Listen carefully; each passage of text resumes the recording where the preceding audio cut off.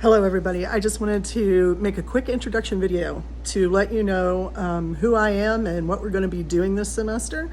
Some of you already know me, some of you don't, and as you know, this semester is going to be even more difficult than usual ones because I took all of those classes that aren't particularly necessarily easy as it is, because you do so much reading and you usually have a lot of questions that I put it online too. Now I want you to understand that there's a very, very good reason for this. This is not something that I've done just because I chose to, because I could, because it's easier, because believe me, it's not. I don't know if you all have figured out yet or not, but online courses are harder than in classroom classes because we can't have that interaction. We can't talk to each other. You can't tell that my hair is, actually I did it today, but the way the sun's coming in, it looks like I just got out of bed and I don't know why. I really did actually comb it. So there are so many things that are wrong with teaching online courses, partially having to do with the fact that we have to make enough videos that oftentimes we're not in a professional studio to do that. Now, I'm going to be a little bit more in a professional setting for your lectures, so that's the good news. At least most of the time. If you can't tell where I am right now, and I just realized I can see my husband in the background of this picture, so you know it's me. I am at our lake house down in Arkansas because I can. That's why. When school starts, I probably will still come down to the cabin quite a bit. I do have internet here now specifically so that I could come down here.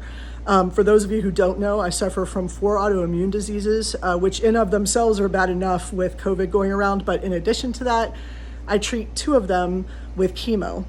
So my immune system is shot to all heck.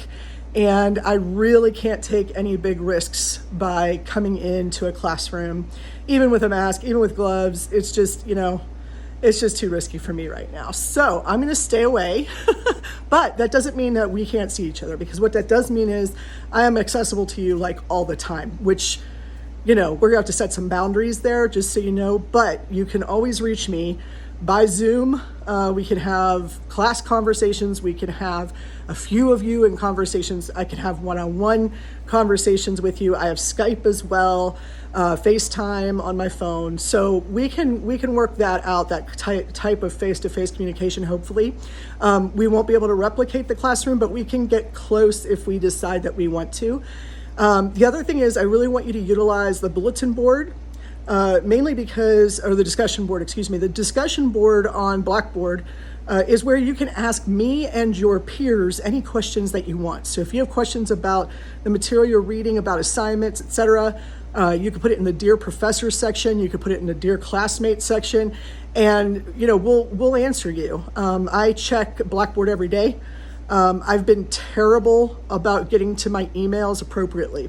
So here's what you need to do. If you email me and you don't hear back from me within 24 hours, 48 on the weekends, okay, but 24 hours, I need you to send me a text message.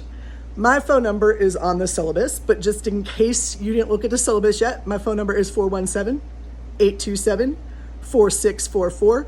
Now, why do I give out my private cell phone number? Because I feel that 300, 400, 500, and 600 level, 700 level classes, you all are responsible enough to know not to prank call my house or my cell phone. Plus, I turn it off at night. So do not fear waking me up. You may get responses to text messages or emails at strange hours because with all the medications I am on, with all the illnesses I do have, my sleeping patterns are very weird. So, if you send me a text message at 3 a.m. and I answer, that's okay. It happens. Sometimes that will happen. If I email you and you see that I'm emailing you at 1 o'clock in the morning or something, that's normal for me. So do not fear sending a text, sending an email. Both of those go to my phone. Both of them ding. And I, when I get the emails, I'm usually sort of put those off a lot longer. But if you send me a text and say, hey, I've been trying to get a hold of you, check your email, I will do so. Okay. So what are we going to be doing this semester that's different from every other semester that I've ever taught? Well, first of all, you're going to be doing a lot more reading on your own, obviously. Second of all, you're going to have a lot more access to me outside of the classroom, obviously, than you would on a regular semester. So I think that's a good thing, that you're able to work on your own timetable. Third, I'm very flexible with dates.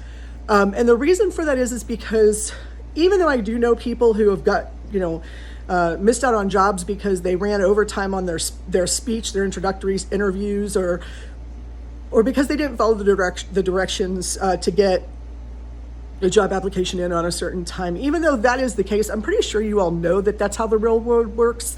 But generally speaking, that's not how academia works. But more importantly, my goal is not for you to memorize a bunch of crap and feed it back to me in a specific time period. My goal is for you to learn. So if you can't learn in these 16 weeks we're going to spend together, or you can't write a paper in the 2 or 4 weeks that I give you to do it, you need to do it a different time, then by all means, we're going to make that happen, because the goal is to learn, not to stress about dates or worry about the amount of work that you have to do. I am not completely out of touch with reality to know that you all also have families, kids, jobs, other classes, and all that. And you know that I have, a lake house on top of my regular house I take care of.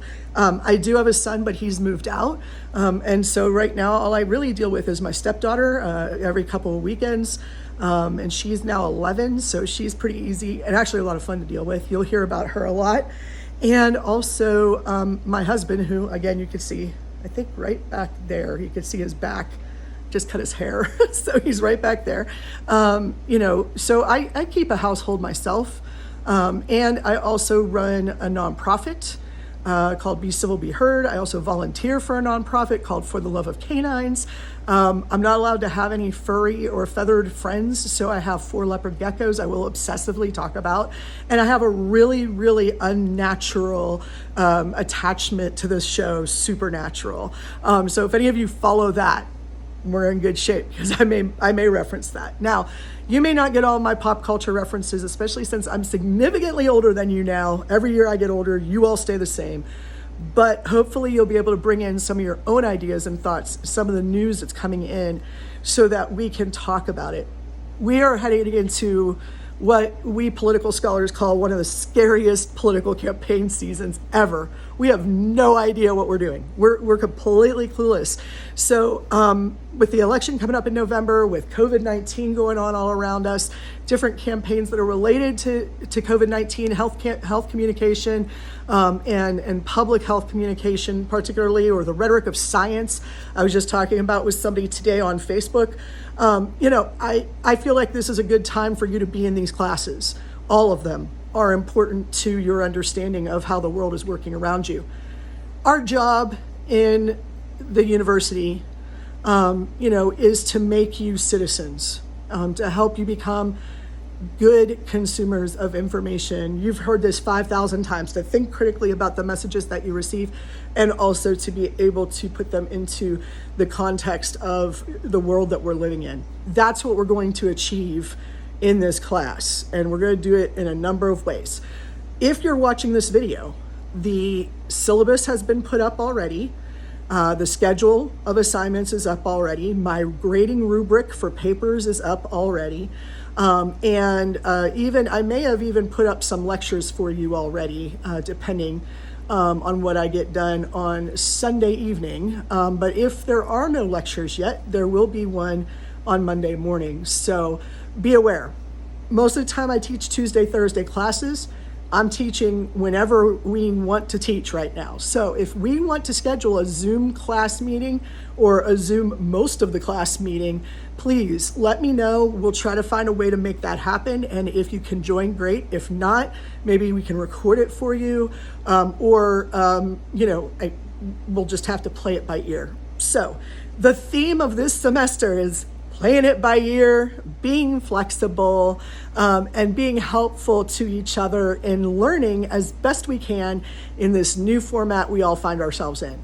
I do not believe that online education is a great thing or the best thing ever, but I do believe it's the best alternative that we have right now, and very grateful for that. So I'm looking forward to this semester, and go ahead and browse the Blackboard site, and I'll be talking to you all soon, probably from a little bit more professional place than the lake out back there. Talk to y'all later.